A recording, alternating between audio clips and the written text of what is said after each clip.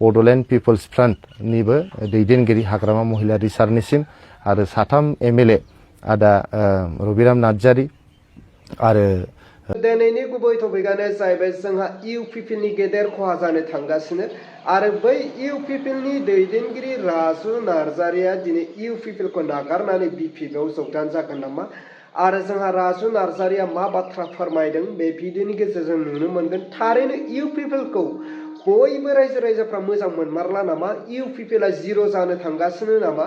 बिनि सायावबो जोंहा राजु नार्जारिया मा इसारा होदों। स' रायजोफोर नोंथांमोना राजु नार्जारिनि बुंनाय बिबुंथिखौ नोंथांमोना नायबानो जाबाय। थारैनो इउपिपिएलखौ नागारनानै बिपिएफआव जगदान जागोन नामा? स' रायजोफोर राजु नार्जारिया मा बाथ्रा जोंनो फोरमायगोन। स' नोंथांमोना नायलांदो। बर' हान्जानि दैदेनगिरि हिरा सरिया बिथाङा देरहादोंमोन। बर' हारिनि हेंथा खालामनानै बर' हारिनि गांनाय उखैनाय जोंनि एसपिरेशन्स ड्रिम्स गासैबो हेंथा खालामनानै 2014 मायथाइयावहाय जोंनि बर'फोरनि सासेल' नायल'जाल' एमपि क'क्राझार लकसभा समस्तिनिफ्राय बिथाङा देरहानानै 10 बोसोर जोंनि बर' माहारिया लकसभायाव एमपि गैजायै जादोंमोन। एमपि गैजायै जानानै जोंनि प्रमद बर' सारनि दैदेननायाव 2020 मायथाइयाव जे इउपिपिएलनि सरकार फैदोंमोन।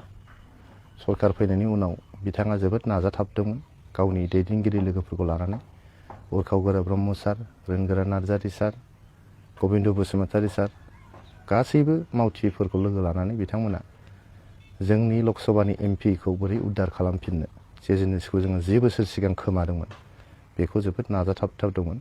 नाजानानै 2024 मायथाइयाव लकसभानि एमपिखौ जोङो मोनफिननो हादोंमोन प्रमद बर' सारनि दैदेननायावनो। आरो 2022 मायथाइयावहाय जोंहा बिथांनि नाजानायावनो भारतनि नखर मन्त्रि अमित शाह बिथांखौहाय कनभिन्स खालामनानै आरो भारतनि प्राइम मिनिस्टार नरेन्द्र मदि बिथांखौ कनभिन्स खालामनानै 2022 मायथाइयाव 7 साल' एमएलए थासेयावबो जोङो सासे राज्यसभानि एमपि मोननो हादोंमोन। आरो दिनै 2026 मायथाइयाव जोङो एगेन 7 जनल' एमएलए थासेयावबो जोंनि प्रमद बर' सारनि नाजानायाव आरो गोबां दैदेनगिरिफोरनि नाजानायावहाय 7 जनल' एमएलए थासेयावबो जोङो आसाम गण परिषद आरो एआइइउडिएफनि मदद लानानै जोङो दिनै 2026 मायथाइयावहाय प्रमद बर' सारखौहाय मेम्बार अफ पार्लियामेन्ट राज्योसभा जों बानायनो हादों। दा ससियेल मिडियायाव आङो दाखालिनिफ्रायनो गोबां बाथ्रा सावरायसोलायनाय नुदों। गोबाङानो गोबां बाथ्रा बुंदों, आंनो मेसेजबो हरदों, आंखौ टेलिफन खालामनानैबो मानसिफ्रा सोंहरदों आरो बुंदों जे राज्योसभानि एमपि मोननाया जोबोद मोजां जाबाय, कंग्रेचुलेसन हरदों। नाथाय प्रमद बर' सारा थांनो नाङामोन नामा होननाय बायदि मोनसे सोंलु गोबाङानो आंनाव सोंहरदों।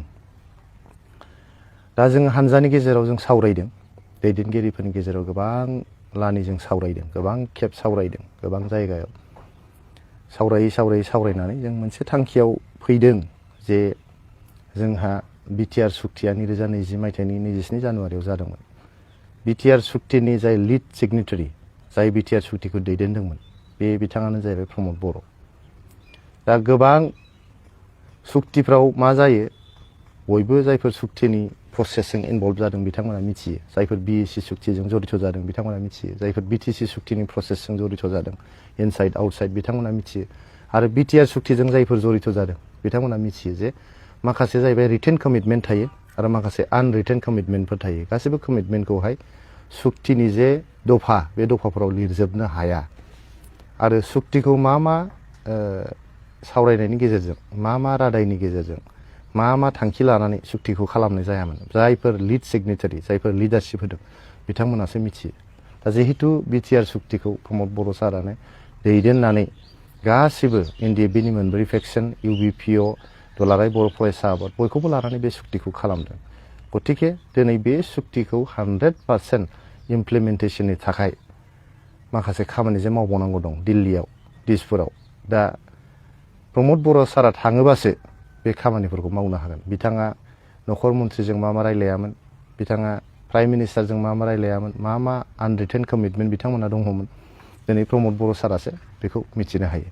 गतिके दिनै बिथाङा जेब्लानाखि पार्लियामेन्टआव थांगोन, दिल्लीनि दरबाराव बिथाङा सौहैगोन, अब्ला दिल्ली दरबाराव थांनानै बे आनरिटेन कमिटमेन्टजों लोगोसे रिटेन कमिटमेन्ट जायफोर दफाफोर दङ बेखौहाय इमप्लिमेन्टेसन खालामनायावहाय बिथाङा हेफाजाब होनो हागोन बा बिथाङा बाहागो लानो हागोन। बिनि थाखायनो जों सानदों, जों साननानै प्रमद बर' बिथाङानो जोंनि थाखाय बेस्ट जागोन होननानै जों बिथांखौ दैथायहरदों। नंगौ बिथाङा दिनैहाय सोरबा सोरबा बिथांखौहाय बड'लेण्डआव थानानै सानफ्रामबो बड'लेण्डनि जे जेंना जेंगोना बेजों जरित जाजानो लुबैदों, बड'लेण्डनि राजखान्थिजों माने दान्दिसेबो एबसेन्ट जायाजासे खामानि मावजानो लुबैदों। नाथाय नोंथांमोना बुजिनांगोन, गोबां राजखान्थि हान्जाया दिनै हमना लादो आसामनि कंग्रेसनि जे प्रेसिडेन्ट गौरब गगৈ, बिथाङा डिपुटि एलअपि लिडार अफ अपोजिसन, आरो बिथाङा दिनै पार्लियामेन्टआव थांबाय थानो गोनां जायो। खिन्थु दिनै फैनानै बिथाङा चिफ मिनिस्टारियेल केन्डिडेट जाफैदों। आरो गोबां बेबायदिनो हान्जानि दैदेनगिरिफ्रा मेम्बार अफ पार्लियामेन्ट, नोंथांमोना मिथिगौ मोनसे समाव कार्बि आंलंनि चिफ जयन्त रंपि साराबो मेम्बार अफ पार्लियामेन्ट जानायजों लोगोसे बिथाङा कार्बि आंलंनि CMबो जादोंमोन। गतिके मेम्बार अफ पार्लियामेन्ट जायोबा जे जोंनि जायगानिफ्राय हजों थाहैनांगौ बा सम मोननाय नङा बेबायदि जेबो बाथ्रा गैया। आरो दिल्ली आरो बड'लेण्डनि गेजेराव दिनैहाय इसेबां गोजानबो नङा, 2 घन्टानि गेजेरावनो सौफैयो। गतिके मोनफ्रोमबो समावनो जोंहा प्रमद बर' सारा बड'लेण्ड ओनसोलावनो थानानै बिथाङा जोंनि बर' रायजो राजाफोरनि गांनाय उखैनाय, बर' रायजो राजाफोरनि सिमां, बर' रायजोफोरनि मोन्थाय आरो जिखिनि जौगानायनि हाबाफारि मावनांगौ बिथाङा मावलांबाय थागोन। दिनैहाय बाथ्राया जाहैबाय, जों जे 3 मेम्बार अफ पार्लियामेन्ट मोननो हाबाय, जोंहा जयन्त बसुमतारी आदा थाबाय, रोनगोरा नार्जारी आदा थाबाय, लोगोसे दिनै आदा प्रमद बर' बिथांमोना 3बो जोंनि बर' जातीय संग्रामजों गोबां बोसोर 20-30 बोसोर बिथांमोना जरित जाबोनानै बर' हारिनि गांनाय उखैनाय, बर' हारिनि मोन्थाय, जौगानाय, रैखाथि, थामोन्था गासिबो बाथ्राखौनो बिथांमोना मिथिजोबो।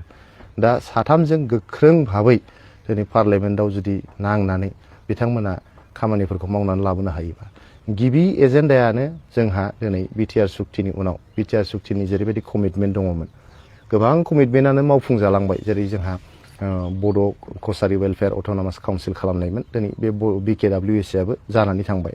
बिटिआरनि बायजोआव जायफोर बर'फोर दङ बिथांमोननि राजखान्थियारि मोन्थायनि थाखाय बेखौ मावफुंनाय जाहैबाय। अब्ला मानाव गेदेर रायजोफोर, नोंथांमोना नुबाय, खोनाबाय, बुजिबाय, थारैनो राजु नार्जारिया मा बाथ्रा फोरमायदों जा मानाव गेदेर बिटिआर बारग'सि प्रमद बर' सारा MP जाहैनायनि सायाव, लोगोसे गोबां रायजो राजाफोरनि फारसे, लोगोसे हाग्रामा महिला समिति दैदेननाय BPF पार्टिखौ मा बाथ्रा फोरमायखो। स' नोंथांमोना नुबाय, खोनाबाय, बुजिबाय। दा नोंथांमोना बिनि बेलायाव मा कमेन्ट खालामहरो, नोंथांमोना कमेन्टनि गेजेरजों फोरमायहर जे नोंथांमोननि कमेन्टखौ फरायनानै जों बयबो रायजो राजाफ्रा बुजिलायनानै फैबाय थानाय MLA इलेक्सनाव जों बबे मोनसे पलिटिक्स पार्टियाव भटखौ होनांगौ बिनि बागै बुजिनो हायो। अब्ला रायजोफोर, दिनैनि भिडिअखौ आङो बेखिनियावनो फोजोबबाय। भिडिअखौ मोजां मोनदोंब्ला लाइक, लोगोसे चेनेलखौ मोजां मोनदोंब्ला साबस्क्राइब।